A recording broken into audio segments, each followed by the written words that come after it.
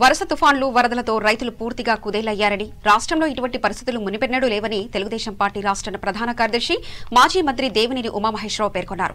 కృష్ణా జిల్లా వీరులపాడు మండలం చెన్నారావుపాలెం గ్రామ పర్యటనలో మొక్కజొన్న కల్లాలను ఆయన పరిశీలించారు. మొక్కజొన్న రైతులు ఎకరానికి 40,000 పెట్టుబడులు పెట్టారని కనీసం 30 నుంచి 40 క్వింటాల పంట అయ్యేదని, వరద ఉధృతికి కనీసం 15 క్వింటాలు కూడా అవ్వలేదని ఆయన ఆవేదన వ్యక్తం చేశారు.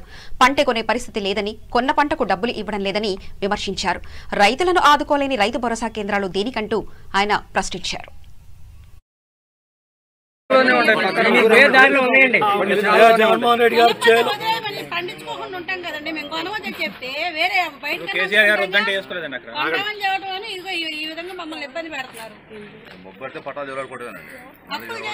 అప్పు తెచ్చుకొని పండించుకొని 3 నెలలు అవుతుంది. పంటంతా ఏడే ఉండిపోతే అప్పులకు వడ్డీ పెరగట్లేదు. బంగారం తాకట్టు పెట్టి ఒక్కొక్క విడతకే 30,000 పైగా ఖర్చు పెట్టారు. ఈ 3 మూడు 30,000 నాళ్ళు కాకుండా పై పెట్టుబడి 20,000 30,000 మిగతా ఖర్చులైనాయి. వాళ్ళు టోటల్ గా మిర్చి రైతు అనేవాడు మిర్చి రైతు దెబ్బతిన్నాడు, పత్తి రైతు దెబ్బతిన్నాడు. తొలకరలో పెసర చేసుకొచ్చింది. తినే టైంలో కోసే టైంలో మొత్తం వర్షానికి పోయింది. అంటే మినుము పోయింది, తొలకరలో పెసర పోయింది, తర్వాత పత్తి పోయింది, మిర్చి పోయింది, మొక్కజొన్న పోయింది, బాగానే పోయింది.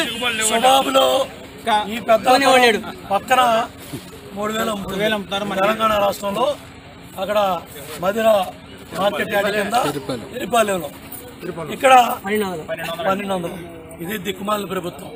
ఇక్కడ సుబాబుల రైతులు ఉద్ధరిస్తామని ఉత్తర కుమార్ ప్రగల్భాలు పలికారు. ఏది శాసనసభలో మేము నరకొద్దు, మేము వచ్చి నరుకుతాం అన్నారు. నరికారు. ఇప్పుడు వాళ్ళ కౌలు రైతులను గాలికి వదిలేసావు. ఈ క్రాప్ బుకింగ్ అంటున్నావు, రైతు భరోసా పట్టించుకోవట్లా. పత్తి 2-3 క్వింటాలు అవ్వాలి. 74 సంవత్సరాలు బట్టి మన పుట్టి పెరిగి 30 సంవత్సరాల కాడి నుంచి వ్యవసాయం చేస్తున్నానండి. ఏరుబడి ఈ సంవత్సరం పత్తి పోయినట్టు ఏ సంవత్సరం బాగా ఎకరానికి 2 క్వింటాలు వచ్చిందండి.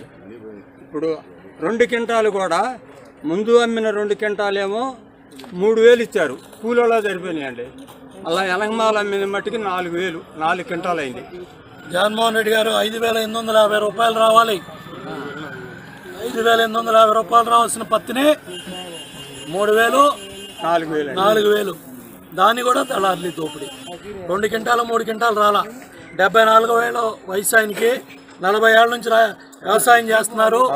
ఇంత దౌర్భాగ్యం, దరిద్ర పాదం ఎప్పుడూ లేదు. మీ దరిద్ర పాదం ఇంతవరకు ఎప్పుడు కూడా ఈ రాష్ట్రంలో ఇంత దిక్కుమాలని తనం ఒక్క పంట కలిసి రాలా. కష్టపడి పండిస్తే 15 క్వింటాలు వస్తే కొనే దిక్కు లేదు. నువ్వు పెద్ద రైతు రాజ్యం, రైతులను ఉద్ధరిస్తామని పాదయాత్రలు చేసి ముద్దులు పెట్టి వాళ్ళు గుద్దులు గుద్దుతున్నావు. దీని కొనే దిక్కు లేక కొన్న